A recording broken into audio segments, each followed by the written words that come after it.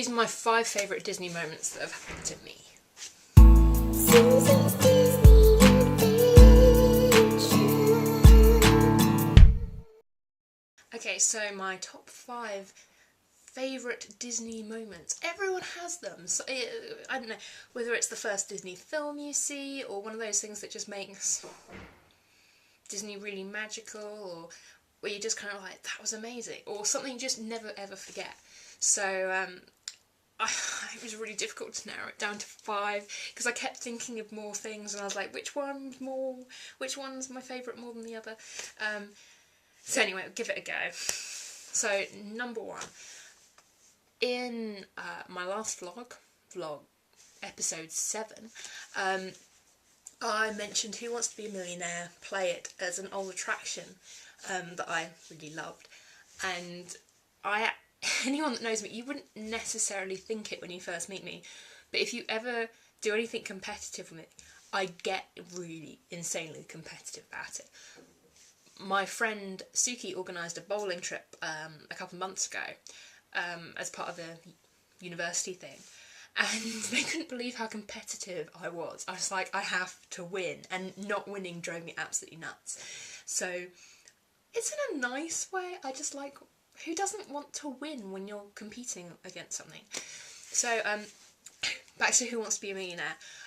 It opened in, I think, let me get this date right. Okay, freeze. So basically, I'm about to go into a 7-minute long explanation of how I was Who Wants to Be a Millionaire exactly a year after I originally saw it, and I won and got 16,000 points, and there was a really annoying thing about the question being about Coca-Cola and it haunting me and blah blah blah blah blah blah blah. So we're going to fast forward through this now, because to be honest, I ended up boring myself, and who wants to see me getting bored? The end of the story is basically that when Who Wants to Be a Millionaire announced it was closing, my sister and I went back to Disney World because she really wanted to be in the hot seat, and decided we were going to do back-to-back shows until she got in it, or until we ran out of shows to do. I ended up being in the hot seat again in the very first show of the day, and she was really annoyed, and then we had to go back over and over and over again. Oh, by the way, I got to 32,000 points, which apparently is further than any British person has ever got in Who Wants to Be a Millionaire.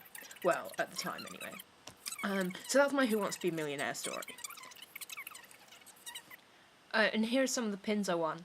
I also got 2 lanyards, 2 hats, and a polo shirt. And there is also a 32,000 point pin, as well as all of these ones that you can see on the screen twice. And there's also that grand opening pin from April 2001 when the attraction opened. Number 2 is my dad's birthday. Last year or the year before? I think it was the year before, actually. Basically, we were at Disney World right before his birthday, so we were like, we'll have a birthday meal. And my family love Teppan Edo in Japan, which is the restaurant where they cook at your table. And in fact, there is a photo in my intro sequence of the guy with the Mickey volcano. And we had said to them when we arrived at the restaurant, basically I screwed up the booking and completely got the wrong day.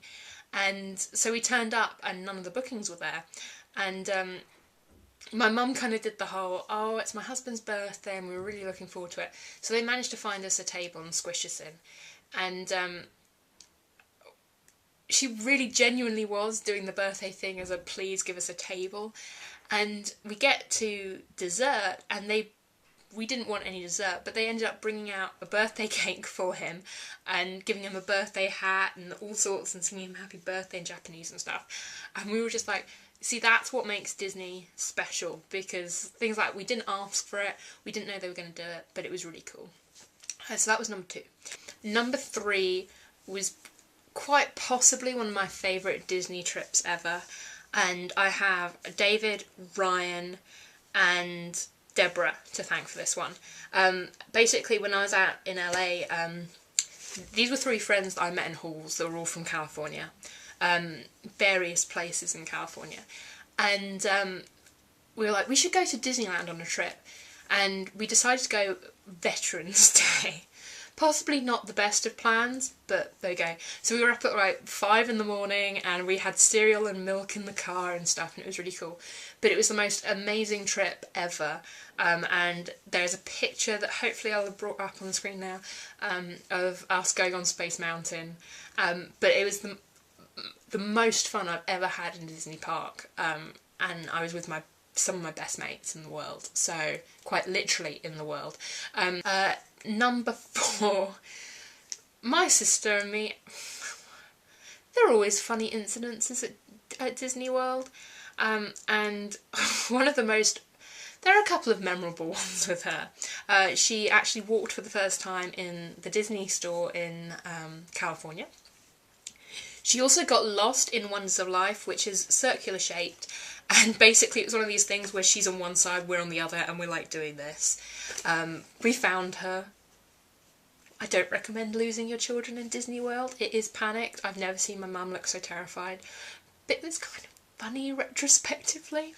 But the big thing that I will always remember her doing was she absolutely adores Eeyore.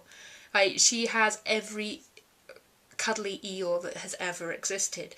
And I don't know if anyone's ever seen the giant Eeyores. I mean, they're like that sort of size.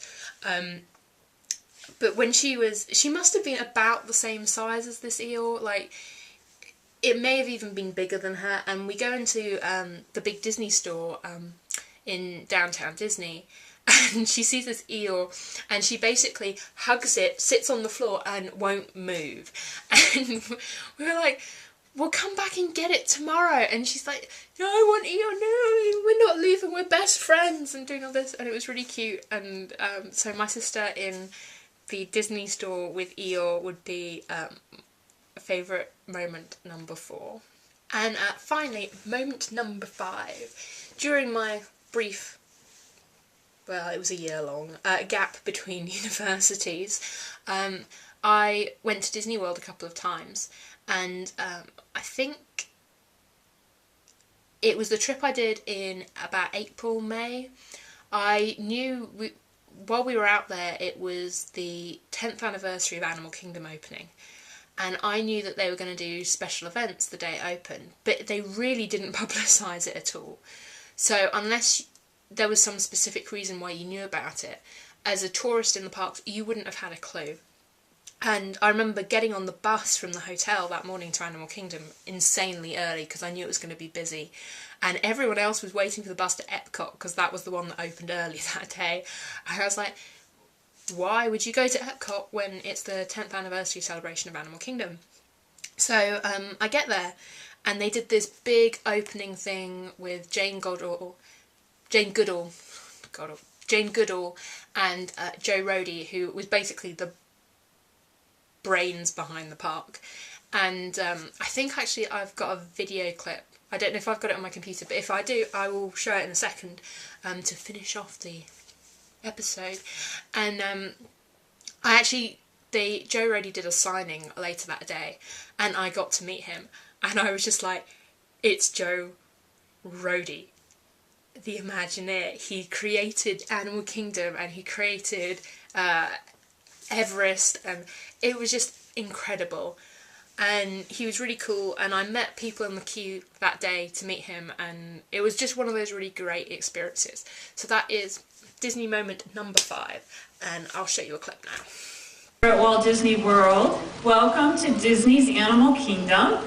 On April 22nd, Earth Day 2008. It marks the 10th anniversary of Disney's Animal Kingdom, and we are so proud and happy that you are here to celebrate with us.